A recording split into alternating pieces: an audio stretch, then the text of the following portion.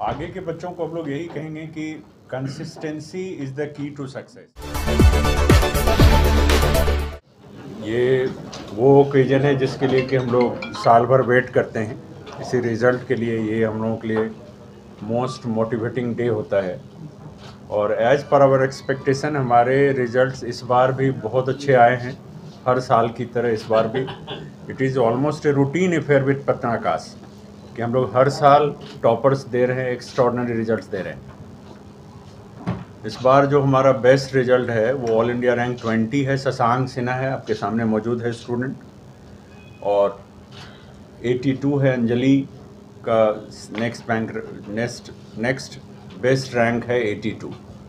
तो with in 100 दो students हम लोगों ने दिया है और विद इन 1008 स्टूडेंट्स हैं। I hope so. तो results all in all is very good. और करीब 175 प्लस स्टूडेंट्स हैं जिनको कि कोई ना कोई गवर्नमेंट कॉलेज मिलेगा।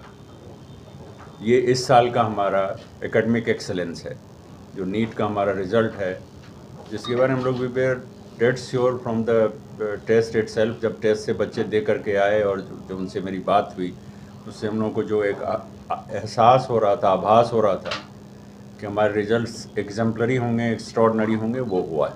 आगे के बच्चों को हम लोग यही कहेंगे कि consistency is the key to success. एक दिन बहुत पढ़ लिया और फिर 5 दिन आराम करने लगे, ये नहीं होता है कि रूटीन मैनर में पढ़ना पड़ता है।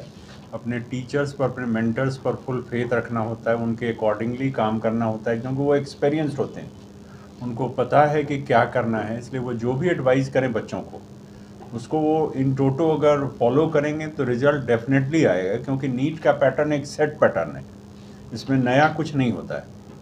एक सेट पैटर्न पर टेस्ट होता है, सिलेबस वेल डिफाइंड है, और जो आपके मेंटर्स होते हैं उनको पूरा आइडिया होता है कि किस तरह से प्रिपेयर करना है। तो उनकी बात को अगर आप फॉलो करेंगे ठीक से, और जो हमारा सिस्टम है उसको फॉलो करेंगे, टेस्ट कभी भी इवेड नहीं करना है।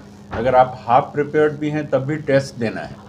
टेस्ट आप देंगे तो उसके थ्रू जो आपका प्रैक्टिस होगा वो अनमैच्ड है, उसका कोई पैरेलल नहीं है। इसीलिए हम तो बच्चों को यही सलाह देंगे कि अगर आप नीट के लिए प्रिपरेशन चाहते हैं तो पहले अपना एक प्रॉपर मेंटर केयरफुली सेलेक्ट कर लें, और उसके बाद एक ऐसा सिस्टम चूज़ करें जिसमें कि प्रॉपर आपका इवैल्यूएशन हो और पीरियोडिक इवैल्यूएशन हो। जैसे 15 दिन, 1 महीने पर टेस्ट हो, वो रिलेवेंट पेपर से टेस्ट होना चाहिए। जैसा बच्चों ने कहा कि नीट के जो पेपर आते हैं वैसे ही क्वेश्चंस हमारे टेस्ट पेपर में आते थे, तो ये होना चाहिए, तभी आपका प्रॉपर प्रिपरेशन होगा। एकदम वाइल्ड प्रिपरेशन आप कर रहे हैं विदाउट एनी डायरेक्शन, तो उससे कुछ अचीव नहीं होने वाला है। जिन बच्चों का मार्क्स कम आए उनके लिए क्या रहेगा? उनके लिए है कि nothing, they should not lose their heart, they should start a fresh.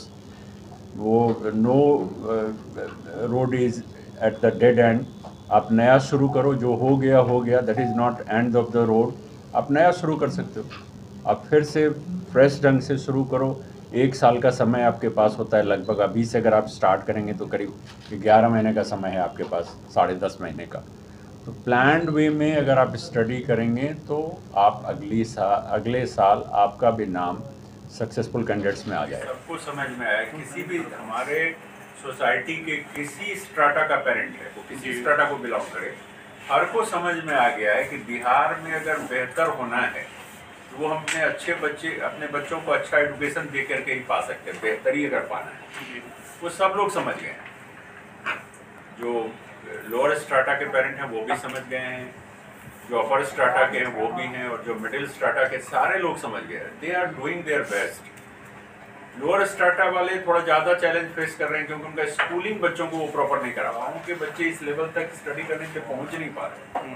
अगर वो पहुंच जा रहे हैं तो उनका भी सक्सेस रेट बहुत बुरा नहीं। जैसे कि अभी करंट बैचेज में हम लोग देख रहे हैं, कुछ बच्चे ऐसे आए हैं जो बिहार बोर्ड से आए हैं और वो काफ़ी अच्छा कराते हैं कि जब डॉक्टर बना, इंजीनियर बना, तो खर्चा भी बहुत बड़ा है। जैसे मेडिकल का बात आता है तो किसी पेरेंट के दिमाग में आता है कि यार ये तो बहुत लंबा है, क्योंकि आपको 5 साल का MBBS करना है, उसके बाद MD करता है, उसके बाद तो कुछ होगा।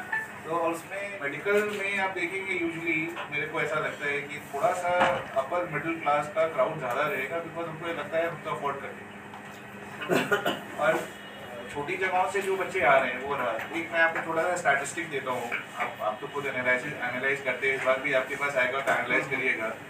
जब ऑल इंडिया रैंक रिजल्ट अभी आ गया, स्टेट का रिजल्ट भी आएगा, यही बच्चे जब देखेंगे स्टेट रैंक आएगा, आप उसमें ये देखिएगा कि टॉप 1000 में बिहार के कितने ऐसे बच्चे हैं जो जिनका फर्स्ट अटेम्प्ट। आप एकदम शॉक हो जाएंगे, क्योंकि आपको दिखेगा 1000 में अगर 100 बच्चा ही फर्स्ट अटेम्प्ट का होगा ना, उससे ज़्यादा नहीं हो सकता, मतलब कुछ भी नहीं।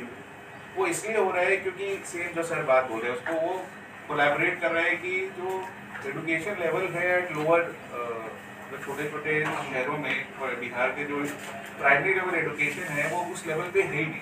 तो बच्चे जब यहाँ पर आते हैं या कोचिंग ज्वाइन करते हैं तो उनको रियलाइज़ होता है कि हमको कितना कवर करना है, तो फर्स्ट अटेम्प्ट में नहीं निकालते। फर्स्ट अटेम्प्ट में उनका बेस बना, उन्होंने 2 साल तैयारी की, उनको समझ में आया कि मुझे करना है, फिर वो सेकंड अटेम्प्ट थर्ड अटेम्प्ट में क्रैक कर जाते हैं। और सबसे बड़ा स्टार्ट उसमें ये था कि सबसे ज़्यादा बच्चे थर्ड अटेम्प्ट वाले थे, सेकंड भी नहीं, थर्ड अटेम्प्ट वाले सबसे ज़्यादा बच्चे थे। तो वैसे बच्चे हैं जो पटना आए, उन्होंने समझा, उनको समझ में आया कि हमको जाना क्या है, मेहनत करना चाहते हैं, अभी तक वो फैसिलिटी नहीं थी। और जो जैसे हमारे पास यूजली फर्स्ट अटेम्प्ट के ज़्यादा बच्चे आपको मिलेंगे।